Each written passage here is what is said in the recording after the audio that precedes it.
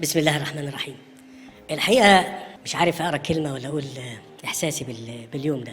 Ladies and gentlemen، مقهى القرموط الدولي يحييكم ويرحب بكم في بلدكم الثانية مصر. رئيس عبد الفتاح السيسي هو أول رئيس في العالم يكسر حاجز الخوف ويحطم حاجز الصمت ويتحدث بحديث له وجاهته في كل كلمة وفي كل عبارة وفي كل فكرة. أقول إنه هذا رئيسي وأفتخر، ده بجد.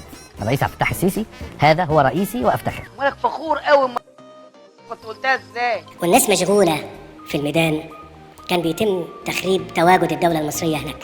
الله يرحمه سيادة المشير، قلت له يا فندم احنا ممكن تبقى في مشكلة كبيرة جدا لو الأمر استمر كده، لأن هم ممكن يعملوا عمليات ضد إسرائيل.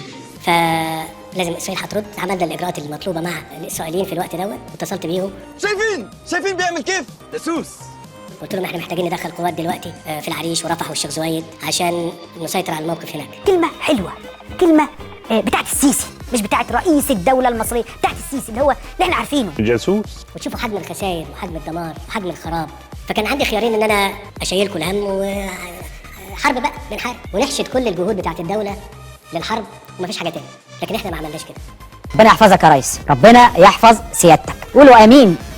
آمين. ربنا يكرمه، ربنا يكرمه يا رب، يا رب.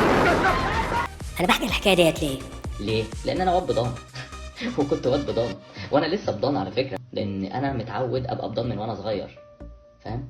مش عايز اطول عليكم اكتر من كده، اطمنكم ان احنا الحمد لله بخير وسلام، وكل يوم افضل من امبارح، وكل يوم افضل من امبارح. يا جدع روح في ده يا جدع، روح في ده يا جدع، مش طالباك هي، فغور في داهيه وروح غور بعيد عننا. الله يسهل لك يا عم حالك يا عم. عايز اقول لك على حاجه، في مصر مفيش مجال لديكتاتور خلاص. ايوه، ده بلا كدب بقى، بوشك ده كداب كدب الابن.